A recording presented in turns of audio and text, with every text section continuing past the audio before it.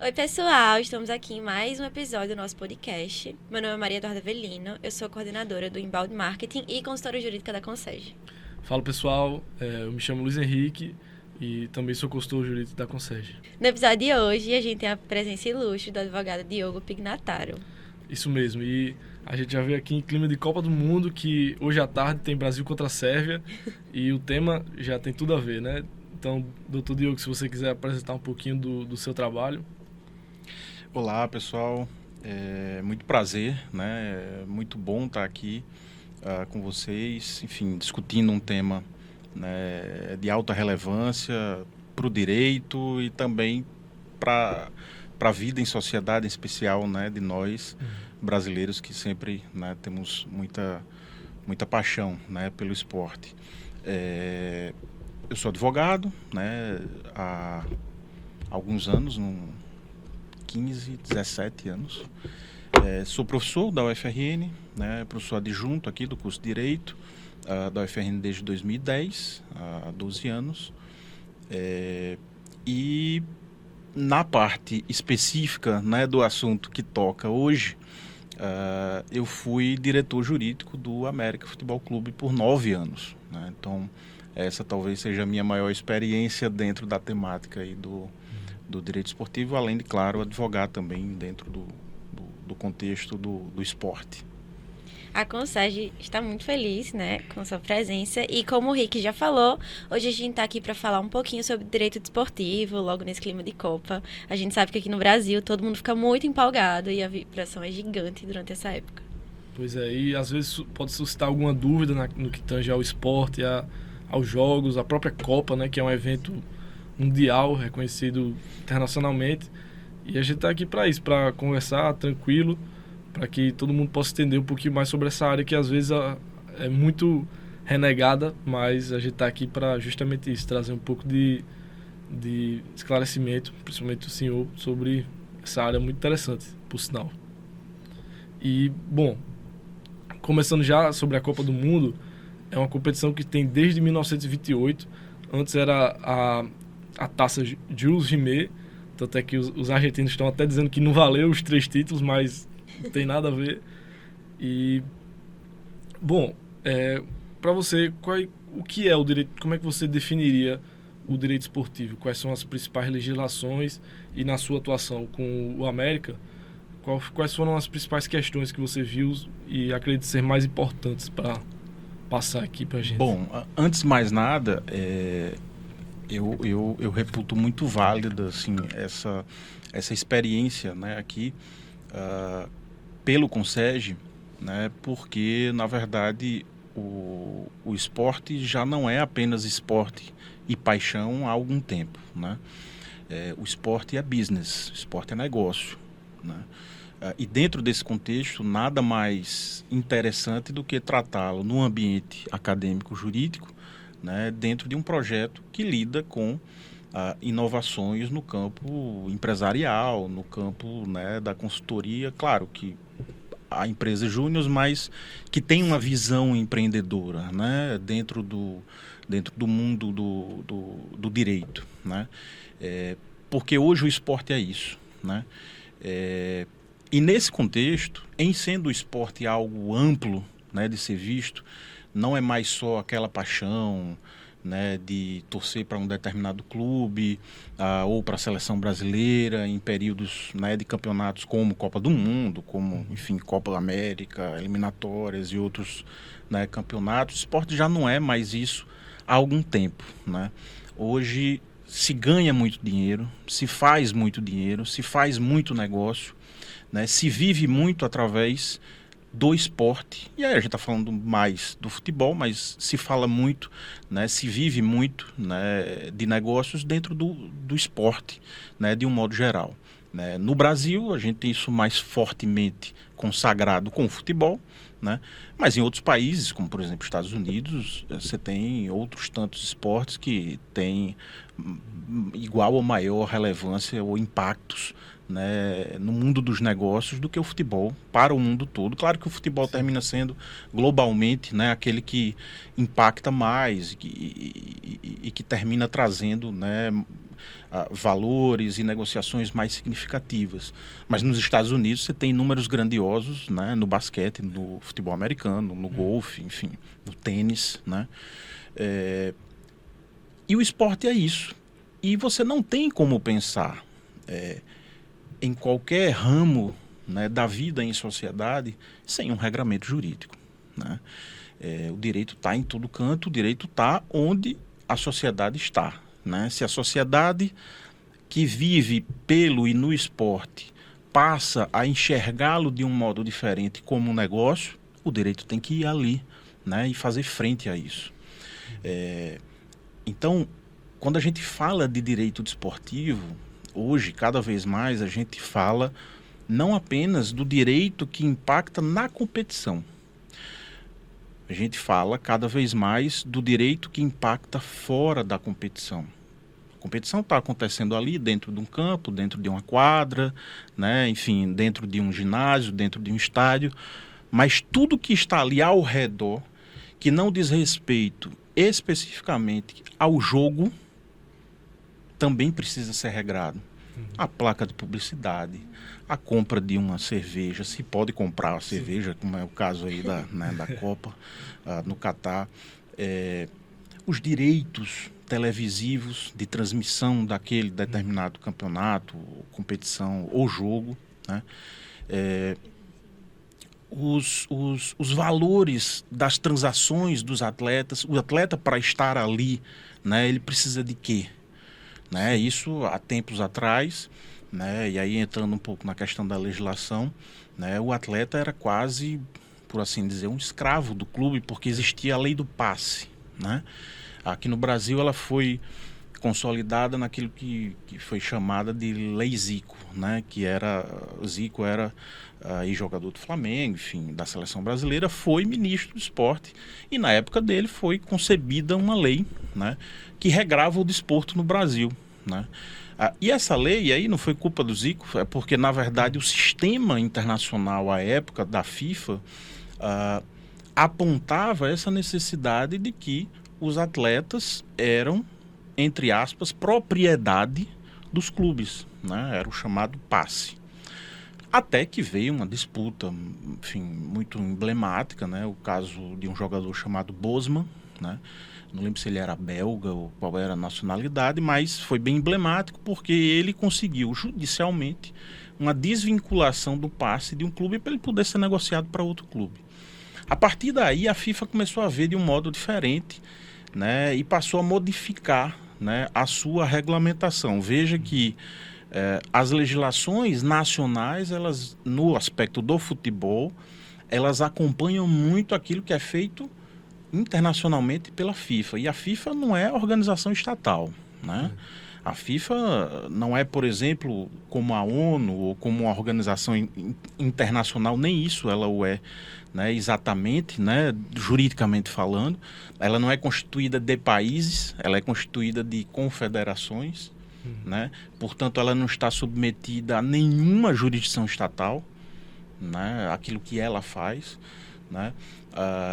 E aí esse é um ponto bem interessante do aspecto jurídico que liga, né, o esporte, mais especificamente o futebol, mas o esporte, de um modo geral, também é assim, quando a gente fala do Comitê Olímpico Internacional, do COI, né, a sistemática vale, né, do mesmo modo.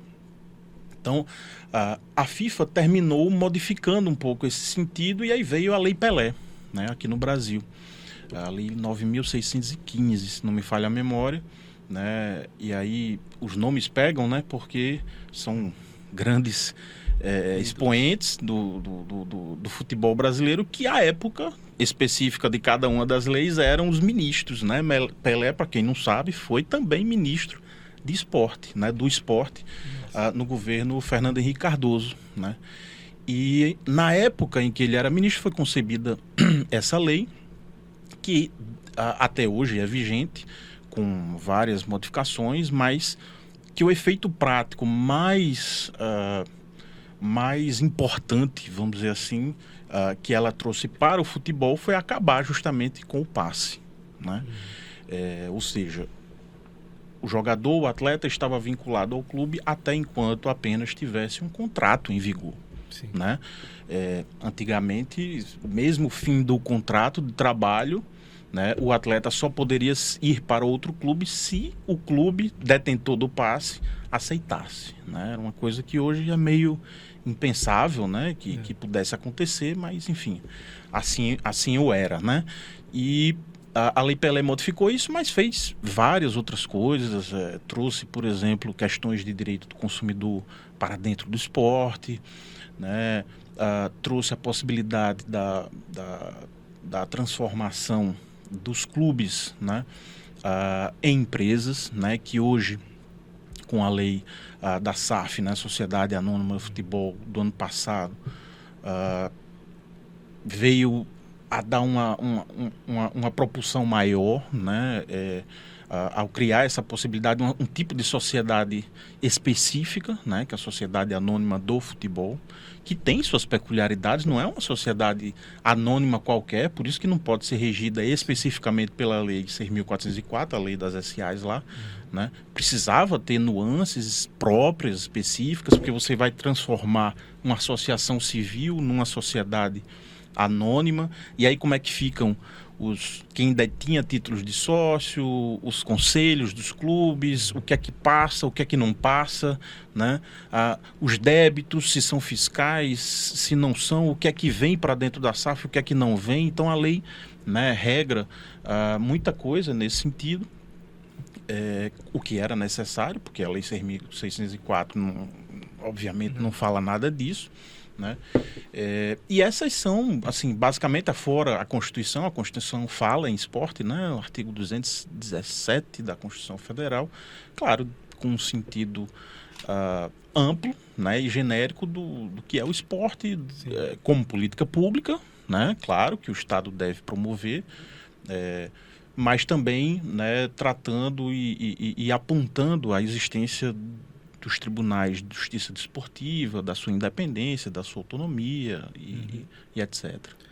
E acho que sobre isso da FIFA ser algo meio... A gente não sabe o que é, se é uma organização... A gente vê aí, né, o escândalo de corrupção que teve. Acho que mais de 15 diretores, 18 presos nessa Copa do Catar, antes por escândalo de corrupção. E sobre essa questão dos clubes, a gente também viu recentemente Ronaldo, né, comprando o Cruzeiro. E uma coisa que eu acho que é muito presente no futebol, acho que desde seus primórdios, é o endividamento. A gente vê os clubes, assim, que em teoria são clubes grandes, mas com dívidas altíssimas. Então, como o papel do advogado, o que é que você acha que ele pode desempenhar para um clube sair dessa situação, ou então pelo menos evitá-la? Qualquer clube de futebol é uma grande empresa, né? E é assim que precisa ser visto. Ainda que não...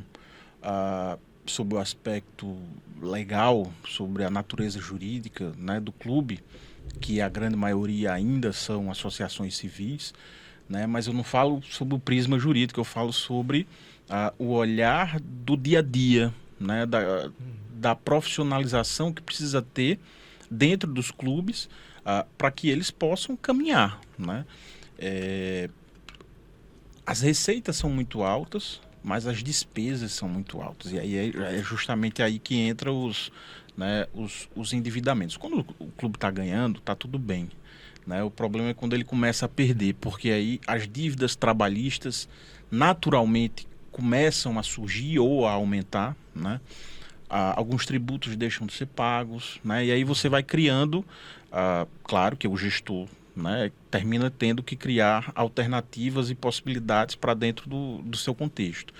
Mas o advogado que está vinculado a um clube, ele precisa saber que ele tem ali uma grande empresa. Então ele tem ali problemas contratuais, né?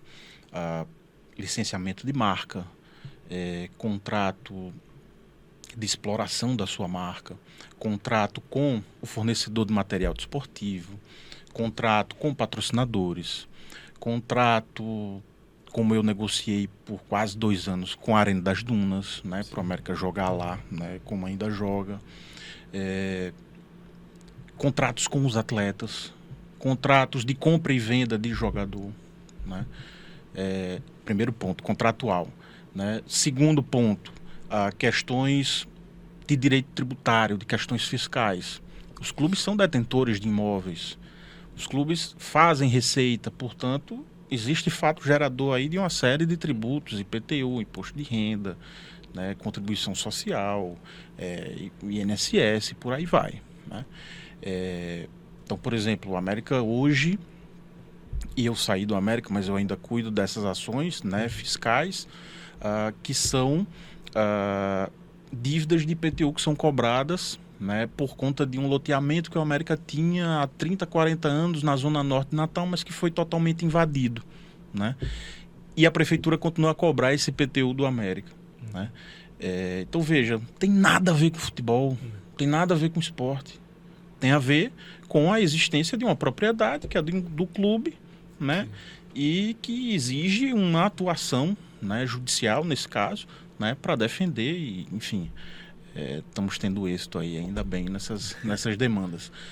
Fiscal, né, já falei contratual, você tem questões internas, estatutárias, porque você tem que regulamentar tudo que acontece na vida social do clube.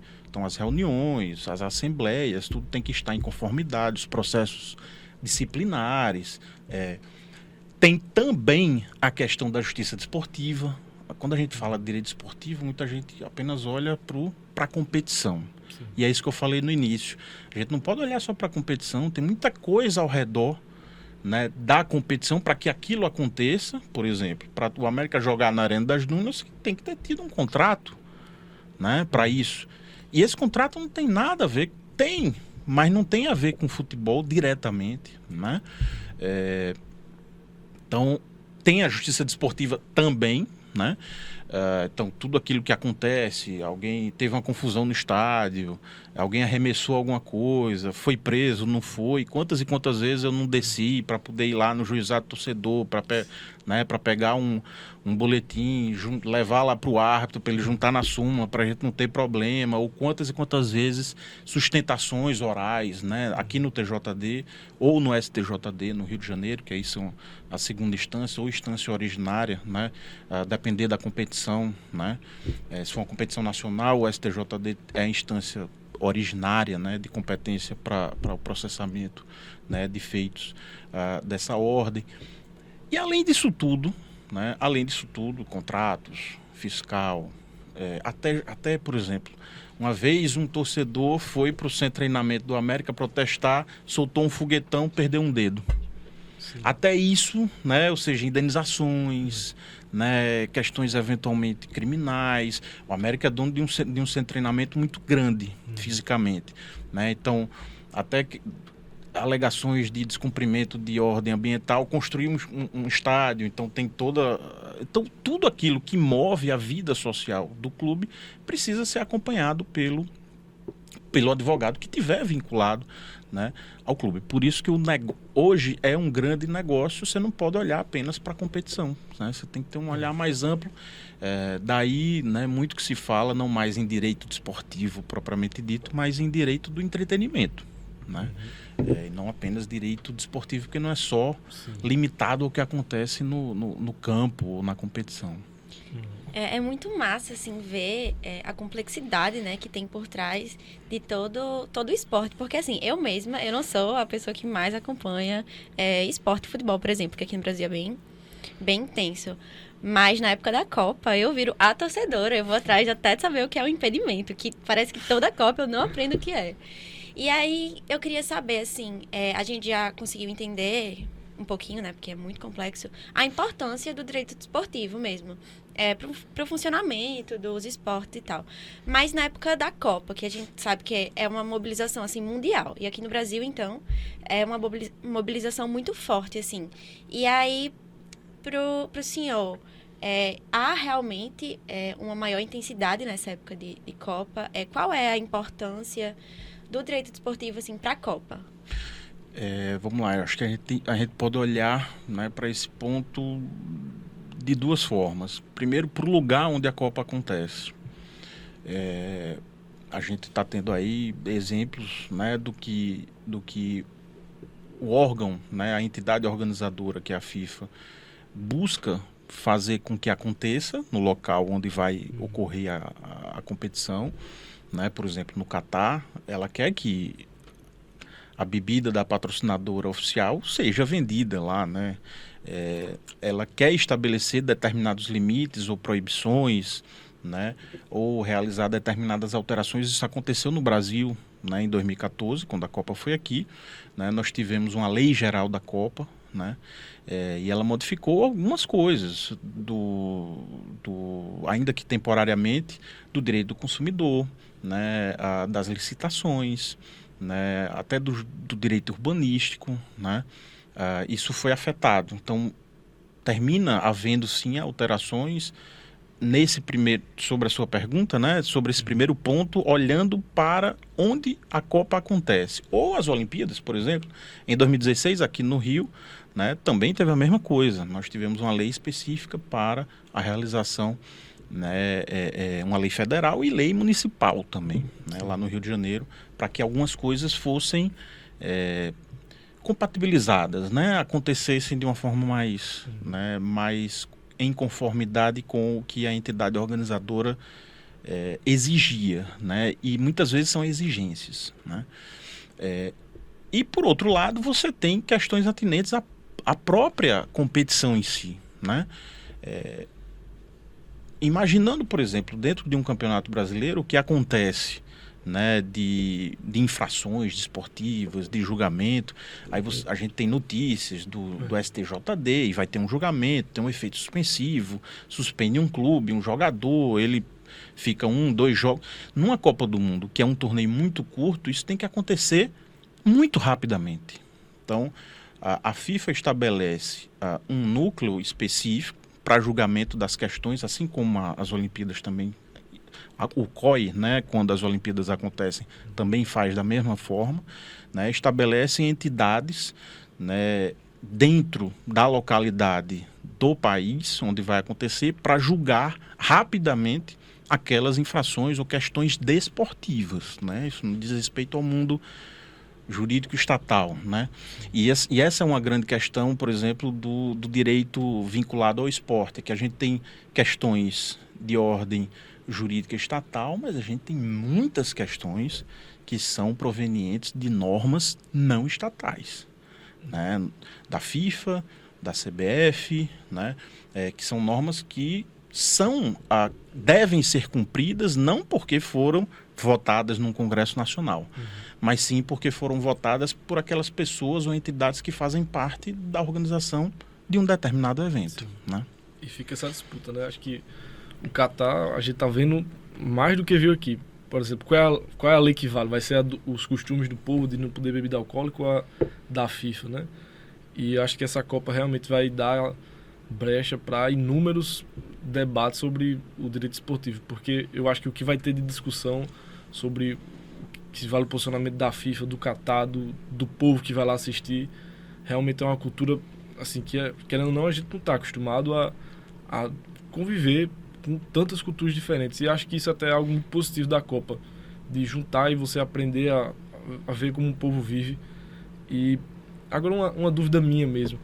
O direito esportivo também trata, vamos supor, a torcida fez uma bagunça lá e levou punição. O senhor entrava assim, não, acho que a punição não tem que ser de 15 jogos sem torcida, tem que ser de 10, ou então cartões, dar cartão para um jogador, você chega a refutar, não, esse cartão foi irregular. Com relação à competição vinculada a clube, sim. Né? Porque essas punições são muito vinculadas ao clube mandante, né? Que ele tem a obrigação, né, de fornecer a segurança necessária para aquele jogo. Então,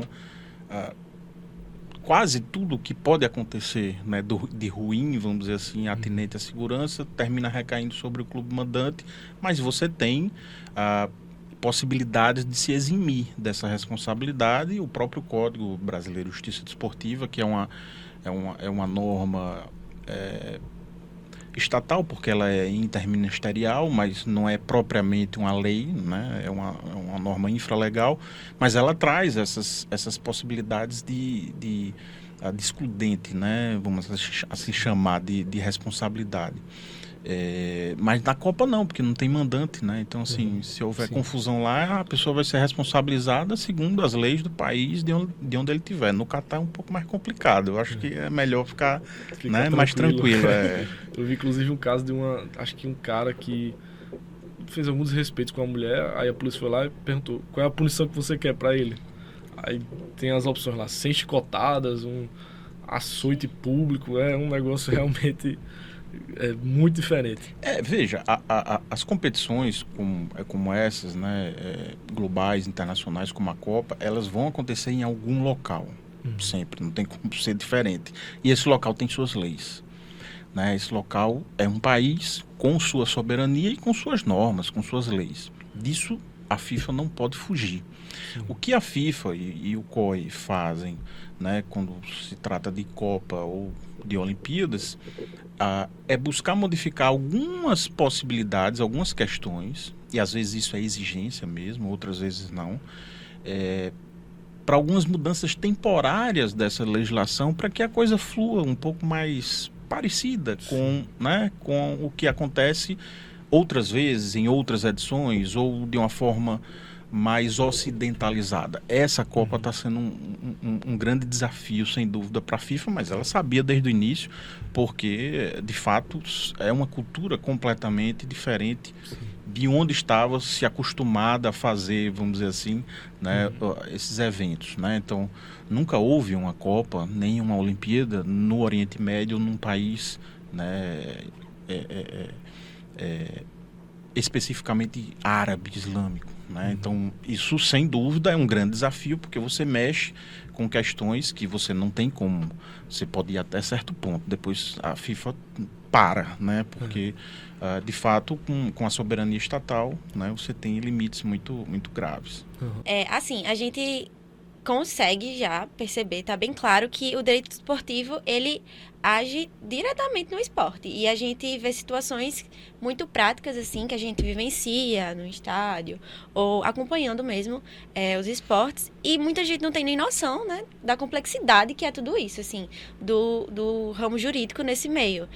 E essa falta de conhecimento, né, ela é compartilhada por muita gente. Eu acredito que no Brasil, as pessoas são muito apaixonadas pelo esporte, pelo futebol, e a gente não tem noção da estrutura por trás disso, né?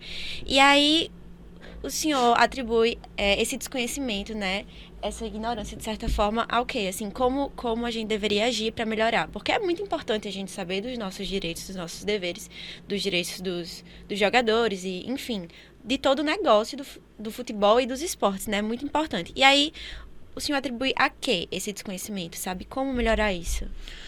É um nicho de atividade econômica, né, muito, muito específico, né, muito próprio. Então é natural que realmente não haja até esse interesse, muitas vezes, em conhecer o interesse de quem torce pelo América, pelo ABC, pelo Palmeiras, pelo Flamengo, pela seleção brasileira, é ver o time jogando, né? É ir para o jogo. Quando ele tem... Claro que ele se interessa para saber se o clube dele vai ter uma ou outra negociação, se quem vai vir por quanto tempo, se o jogador vai ficar, aquele que ele gosta, aquele que ele acha que joga mais, enfim. Mas são muitas vezes curiosidades, são questões que ficam por aí, né? Eu reputo essa talvez falta maior de um conhecimento mais profundo, a falta de necessidade mesmo, porque é um ramo muito próprio, muito específico. Quem vai conhecer e quem vai realmente querer conhecer é quem vai atuar, é quem vai ser advogado da Arena das Dunas, é quem vai ser advogado de jogador de futebol, é quem vai atuar numa demanda específica trabalhista, né, contra um clube ou a favor de um clube. E são várias demandas, né? Hoje, por exemplo, existe no âmbito do esporte, especificamente do futebol, uma interligação muito maior com a questão da solução dos conflitos pela via arbitral, né? Esse é um ponto assim que me toca muito, porque, enfim, sou professor de arbitragem, sou, enfim, árbitro em algumas demandas e árbitro não do futebol, né? Árbitro de resolução de conflitos. E isso, por exemplo, no âmbito da CBF, foi instituída uma Câmara, né, arbitral, que é a Câmara Nacional de Resolução de Disputas, a CNRD, que ela tem a possibilidade, né, de julgar demandas entre clubes e clubes, clubes e atletas, atletas e empresários, empresários e clubes, né?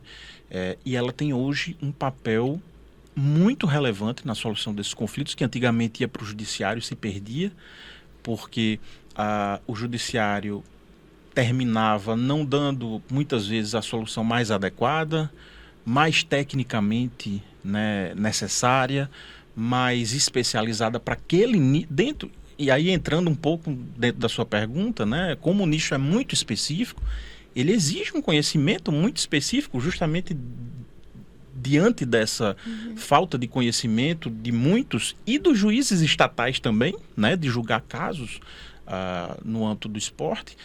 Termina que os árbitros são pessoas vinculadas ao esporte, que conhecem a profundidade da atividade e que vão certamente julgar melhor, né?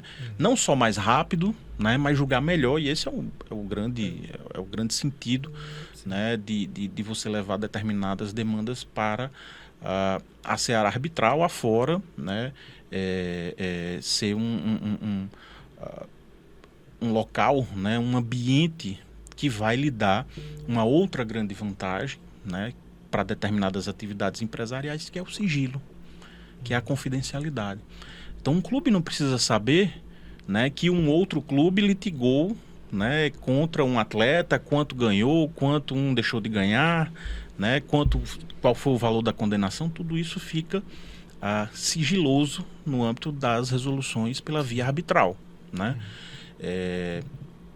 Então eu reputo assim, eu terminei levando um pouco para a arbitragem, porque a arbitragem termina trazendo esse contexto da especialidade, sim. Né, por ser um ramo realmente muito próprio, muito específico, de uma atividade econômica, né, nova, talvez, né, mas que tem muitos desafios. Com certeza. E entrando nessa questão da atuação do advogado no próprio direito esportivo, acho que até os próprios bacharéis em direito, eu também percebo muito, às vezes, não só desinteresse, mas às vezes pessoas que gostariam até de atuar, mas que não veem como uma carreira. Então, qual você acha que é o perfil ideal de um profissional? Como é que ele pode ingressar nessa área do direito desportivo, que realmente é algo que é bem incipiente, tá? Realmente está crescendo agora e é um mercado com muito futuro. Talvez, se alguém até quiser atuar, eu considero uma excelente área de atuação. Primeiro, como toda e qualquer área, né, mais vinculada ao campo, né, empresarial ou negocial, você tem, quem quer atuar precisa conhecer da atividade. Esse é um primeiro ponto. Eu não tenho como advogar para uma empresa de energia eólica sem saber o que é uma nacelle, o que é uma turbina, o que faz uma empresa que monta a subestação, qual é o papel de um, qual é o papel do outro, o que é que o EPCista faz. São termos muito técnicos, né? Mas são termos que vão fazer diferença na minha atuação, né? Embora eu não vá mexer com nada disso, porque eu não sou engenheiro, mas eu preciso conhecer disso para poder me apropriar desses conceitos e saber manejar aquilo dentro de um contrato, dentro de um processo judicial, arbitral, né? Diferenciar aquilo, uma coisa de outra, para reconhecer a existência ou não de um fato gerador e me livrar de um tributo, né? Ou apontar uma isenção fiscal, né? Mesma coisa para o futebol. Eu preciso conhecer, né, dentro, né, e me aprofundar na realidade daquela atividade. Não estou falando do impedimento, não estou falando né? São as regras do esporte. Né?